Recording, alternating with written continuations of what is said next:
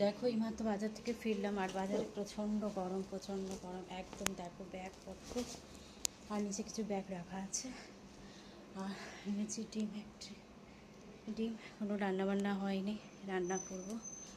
তো চলো ব্যাগ থেকে নামিয়ে নিই, আর গলা দিয়ে স্বর বেরোচ্ছে না।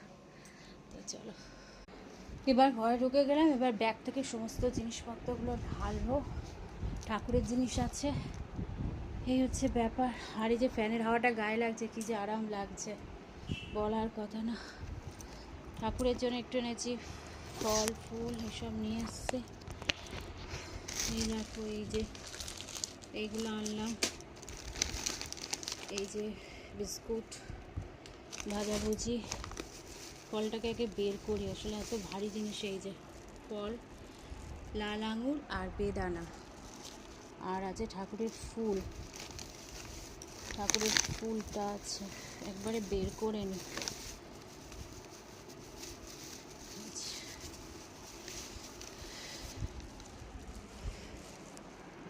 আর একটা এনেছি বেলটাও রাখবো ঠাকুরের কাছে।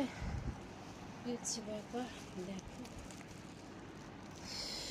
নিচে রেখে দিই, পরে ব্যবস্থা করে রাখছি। ফুলটা আবার পড়ে যাচ্ছে।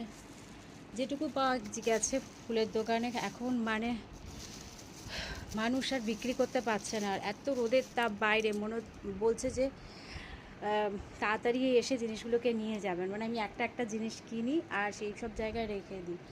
যেমন আলু কিনলে আলুর দোকানে রেখে দিই, তারপরে ডিম কিনলে ডিমটা রেখে দিই, মাছটা কিনলে মাছের দোকানে রেখে দিই। তারপর রিক্সা করে সমস্ত জিনিসপত্রগুলো এক এক করে তুলতে আসি। তো এই হচ্ছে ব্যাপার। আর একটা বেল আছে, বেলটাকে ঢেলে রাখি। আর এই জন্য ও শশাও এনেছি, শশা ঠাকুরের শশা।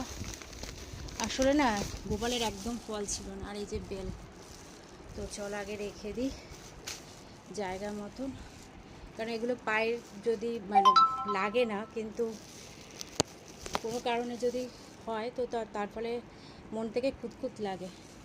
তো চলো, এইটা এনেছি আমার শাশুড়ির জন্য, এই আঙুরটা সবিবারে দিয়ে আসবো। এই হচ্ছে ব্যাপার।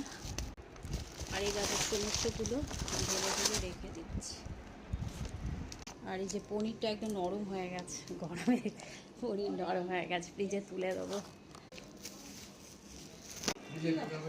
তো যাই হোক, মাসির আঙুর কোথায় রাখবো বলো? ওই ঝুড়িতে রাখো, দেবে। মিষ্টি আছে, খুব ভালো, সত্যি ভালো মিষ্টি। ঠিক আছে। আর এখান থেকে এমনি টক।